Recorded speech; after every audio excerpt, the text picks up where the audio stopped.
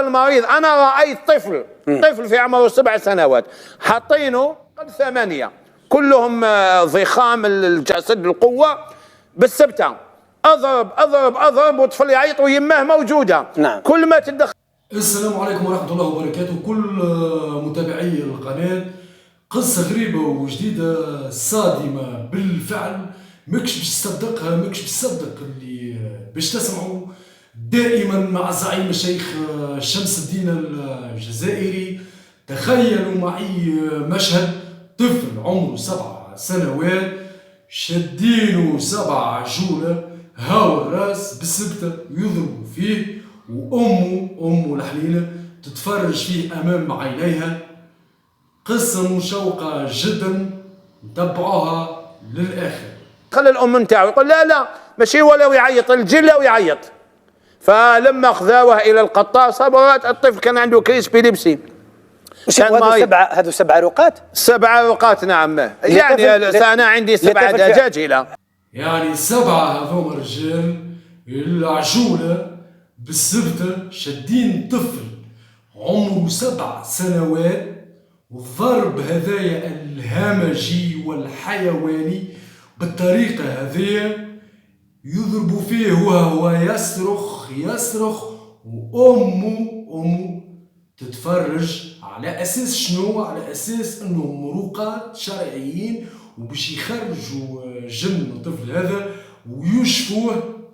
ما عمرها ما كانت الرقعة الشرعية بهذه الحيوانية والهمجية.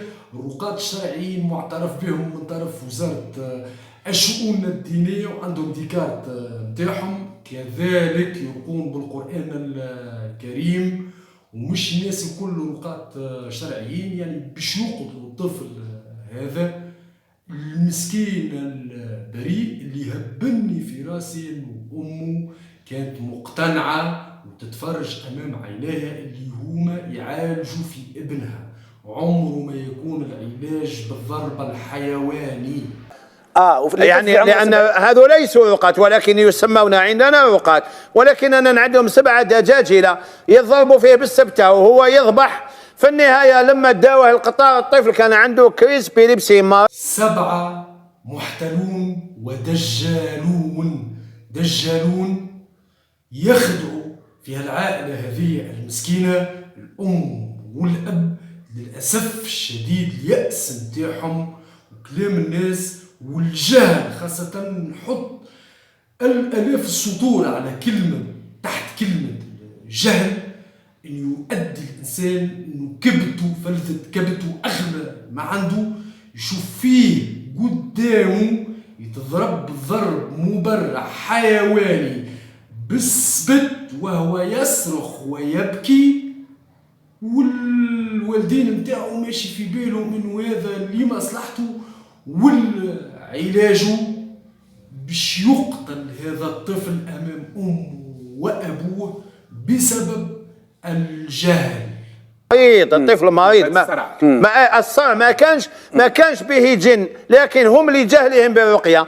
قل لي بالله لو أنهم وضعوا أيديهم عليه وقرأوا عليه القرآن ودعوا ربي يشفيه وخلوه يروح إلى الطبيب. يختلف بين أنهم يعني الطفل هذا مريض بالصرع، وبدل أن يعالج يتم ضربه ضربا مبرحا، يضربوا فيه ضرب فهمتي متاع بهايم متاع حيوانات. هذا ضرب ما هوش إنساني، لأن الإنسان عمره ما يضرب بالطريقة هذه الهمجية الحيوانية بالسبت. يعني تصوروا الطفل هذا عمره 7 سنوات جاه الصراع في اللحظة هذه، وفي الوقت دايرين به 7 عجولة، نسميهم عجولة دجالون كذابون، يضربوا فيه بالسبت بأقصى ما عندهم باش يقتلوه. يعني باش يقتلوه الولاد هذا باختصار شديد، باش يقتل.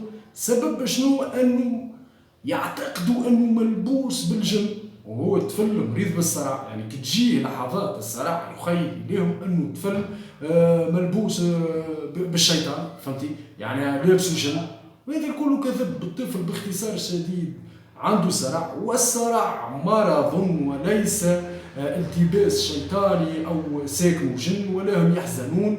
باش نحذروا جيدا وناخذوا حذرنا اخوتي كل الكرام، ونتركوا الجهل جانبا وركزوا جيدا قبل ما يصير. والله أنا نتخيل في مشهد الطفل هذا والسبعة هذوما رجال يضربوا فيه بالسبت، والله العظيم قلبك من داخل يتعفس. بسبب شنو؟ سبب التقاليد والخرافات والجهل.